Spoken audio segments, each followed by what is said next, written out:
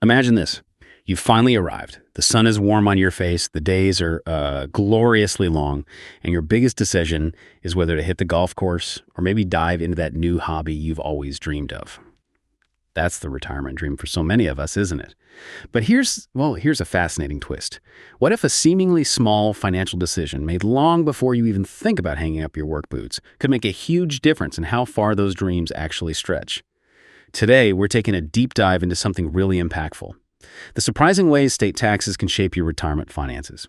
Our mission essentially is to uncover how your chosen retirement location can literally save you or, cost you tens of thousands of dollars over the years. We've pulled insights from, a stack of articles and research all focused on this complex world of state tax implications for retirees.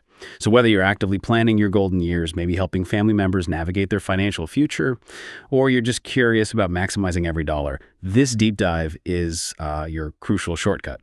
Okay, so why do state taxes become such a big deal when you retire? It really comes down to how your income sources change, right? You're no longer primarily drawing that regular paycheck. Instead, your income likely flows from Social Security benefits, perhaps a pension, withdrawals from retirement accounts like your 401k or IRA, maybe various investments, and possibly even a bit of part-time work. Exactly. And this is where it gets interesting. While federal taxes apply pretty much everywhere in the U.S., states have incredible flexibility in how they tax those specific income streams. And not just income, but also property, sales, and even estates. What's fascinating here is that choosing the right location, it truly can be the difference between keeping your hard-earned wealth and watching it kind of quietly disappear. And just to put some numbers on that for you, even a seemingly small tax difference, we're talking just 2 or 3% maybe, on your total retirement income, that can easily add up to tens of thousands of dollars over a typical 20 or 30-year retirement. Think about what that means in real terms. That could be several dream vacations, maybe covering years of healthcare costs, or just giving you a much bigger cushion for the unexpected. It's not just numbers, it's freedom. That's a really powerful point. So if that warm sun and golf course lifestyle is the goal, let's dig into how state income taxes fit in. This is often the first thing people think about. Currently, 7 states actually have no state income tax at all: Alaska, Florida, Nevada, South Dakota, Texas, Washington, and Wyoming. That's a huge potential advantage. Now, New Hampshire and Tennessee are kind of interesting cases. They don't tax wages, which is great, but they do tax some investment income. Although for Tennessee, that specific tax on interest and dividends, it's actually being phased out entirely, which is good news for investors there. So for many retirees, especially those with sizable pensions or planning big withdrawals from tax-deferred accounts like IRAs or 401ks, this lack of state income tax can mean significantly more money in their pocket each year. And what's really critical to understand, and often a pleasant surprise for people, is how states handle Social Security benefits. The vast majority of states, thankfully, do not tax Social Security benefits at all. This is a huge deal, especially if Social Security is going to be a major part of your retirement income. However, there are a handful of states that do impose taxes on Social Security, though they often have various exemptions or income thresholds designed to protect lower income retirees. We're talking about states like Minnesota, Colorado, Connecticut, Rhode Island, places like that. It's really vital to check the specific rules for any state you're considering, especially the Social Security checks are, a cornerstone of your financial plan. It can make a real difference. Okay, so beyond Social Security, states also vary, sometimes wildly, in how they treat other retirement income, things like pensions, 401k withdrawals, IRA distributions. Some states, like California, Vermont, Nebraska, they pretty much tax all retirement income, usually with the exception of Social Security, as you mentioned.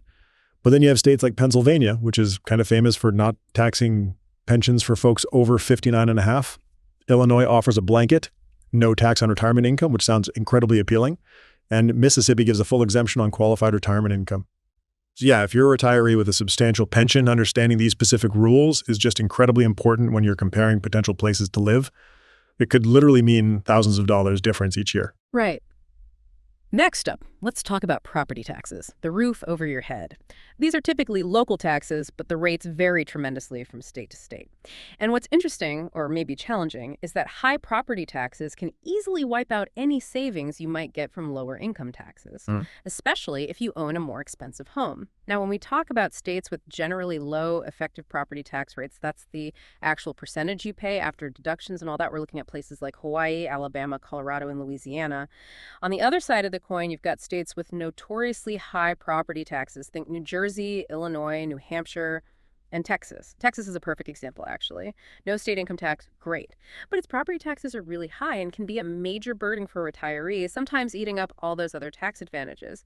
hmm And that's where senior property tax relief options can come into play, right? Many states offer specific breaks exemptions, freezes, maybe credits for homeowners over a certain age or income level. Florida's homestead exemption, for instance, that reduction in taxable value for your main home, that can significantly cut the tax bill for seniors. It's definitely something you need to look into if you own a home. Okay, what about sales taxes? These might seem smaller, but they hit your everyday spending, groceries, dining out, maybe fixing up the house. High sales taxes can definitely erode your savings over time, especially if you're on a fixed budget and maybe spending more on leisure or home projects in retirement. You've got states with absolutely zero state sales tax. Alaska, Delaware, Montana, New Hampshire, Oregon. But then you look at states where the combined state and local sales tax rate can climb over 9%. Think parts of Tennessee, Louisiana, Arkansas. That can really add up over the course of a year, especially if you like to shop or eat out frequently. Yeah, it all adds up. And if we connect this to the bigger picture, estate and inheritance taxes become really relevant, especially for people hoping to leave wealth to their kids or other heirs. About a dozen states, plus Washington, D.C., levy their own estate taxes. And the crucial thing here is that their exemption amounts, the amount you can leave tax-free, are often way lower than the federal level. The federal exemption is huge, over $13 million for 2024.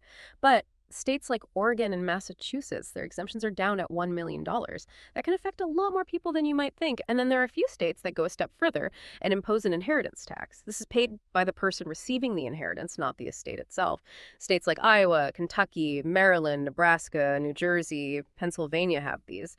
So for retirees with significant assets, strategically moving to a state without these estate or inheritance taxes can make a really big difference in how much wealth actually gets passed on. It's a key piece of legacy planning, really. So putting it all together, what does this all really mean? It highlights this critical point. States are often just shifting where they get their money from. A so-called tax-friendly state might be friendly on income tax, but really tough on property tax, or vice versa. It's kind of like a financial shell game sometimes. You have to look at the whole board. Take Texas, like you said. No income tax, great, but oof, those property taxes. Or Washington State, no income tax, but a higher sales tax. California, higher income taxes, moderate property taxes, but then you have the generally higher cost of living too. It's all about that total tax burden. Exactly. Let's maybe run through a quick breakdown of how a few specific popular states stack up for retirees based on the research pros and cons. First, Florida. Pros. Obvious ones, right? No state income tax, no tax on Social Security or most retirement income, plus that helpful homestead exemption. Cons. Well, you might face higher insurance costs, especially home insurance. There's a moderate sales tax. And property taxes are definitely going up in some popular areas. Okay, then there's Pennsylvania. Pros. No tax on Social Security or most retirement income, which is great. Property taxes can be moderate in many areas. But the cons. Local earned income taxes might apply if you plan to work part-time. And property taxes can vary a lot by county. Some are quite high. How about Colorado? Pros include some exemptions for retirement income and generally moderate property taxes. The cons, though. Colorado does tax Social Security for some income levels, even with deductions. And the cost of living, especially in places like Denver or Boulder, can be pretty steep, potentially offsetting tax savings. And finally, Texas. Big pros. No state income tax, no tax on Social Security or other retirement income. That's huge. The big cons, though, as we mentioned, very high property taxes, home values are rising too, and you can't forget those potentially high summer air conditioning bills. This all just underscores the need for, well, essential planning. So tip number one for you listening, actually model out your retirement budget state by state. Estimate your income from all your sources, Social Security, pensions, IRA 401k withdrawals, investments, then apply each potential state's tax rules. See what the actual net difference is in your take-home pay. It's like a personalized forecast. That's crucial. And beyond just the current numbers, try to take a long-term view. State tax laws can change. Now, you can't predict the future, obviously, but looking at a state's history, has its tax policy been relatively stable? That might offer a bit more predictability. Yeah, good point. And it's absolutely vital to factor in the non-tax costs, too. Things like healthcare, housing prices, insurance rates, utilities, these can often outweigh any tax differences. A state with super low taxes might have sky-high housing costs that just eat up all those savings. You have to look at the whole financial picture. And residency rules. You need to understand these fully. To actually benefit from a state's lower taxes, you generally need to establish it as your primary home. That usually means spending more than half the year there, 183 days is the common rule of thumb. If you plan on being a snowbird or splitting time, keep meticulous records. You don't want issues with two states claiming you owe them taxes. Definitely. And one final important warning. Watch out for those tax cliffs. Some states have these income thresholds where if you earn just $1 over the limit, suddenly a chunk of your Social Security or retirement income becomes taxable or taxed at a much higher rate. You definitely don't want to accidentally trip over one of those and get a nasty surprise tax bill. Okay, to really show the impact here, let's quickly walk through a few examples, some scenarios based on our sources. Scenario 1, imagine a retired teacher, maybe from New York, with a $70,000 annual pension. If she moves to Florida, she could save literally thousands each year just on state income tax because Florida doesn't tax that pension income at all. That's a huge win. Scenario 2, think about a retiree relying mainly on Social Security, maybe with some modest IRA withdrawals. If they move from a state like Minnesota, which taxes Social Security for some people, to Arizona, which doesn't tax it, they'll see real, meaningful savings, more cash in their pocket each month. And scenario 3, for higher asset folks. Consider a retiree in Oregon with, let's say, $3 million in assets. Oregon has an estate tax with that lower $1 million exemption. By moving to Nevada, which has no estate tax and no income tax, they can ensure much more of their estate passes directly to their heirs, avoiding a potentially big tax hit. It's about protecting that legacy. Absolutely. So to help you organize all this and kind of guide your own research, here's a sort of ultimate checklist of the key factors you should consider when evaluating states. First, income tax rate and structure. Is it flat or does it have brackets? What income is actually taxed? Second, Social Security treatment. Is it fully exempt, partially exempt, taxed based on income? Third, pension and IRA 401k rules. Full taxation, partial breaks, or maybe no tax at all. Very important. Fourth, property tax rates. Look at the effective rate, not just the stated one, and check for senior exemptions or freezes. Fifth, sales tax. What's the combined state and local rate? How will that impact your daily spending? Sixth, estate or inheritance tax. Does the state have one? What are the exemption limits and tax rates? This matters if you plan to leave assets behind. And finally, number 7, don't forget the overall cost of living. Housing, healthcare, insurance. Look at these right alongside the taxes. It's really a holistic view you need. So, to bring it all back home for you, choosing where you retire, it is so much more than just finding nice weather or a pretty view. It is, without a doubt, a major financial decision with really significant long-term consequences.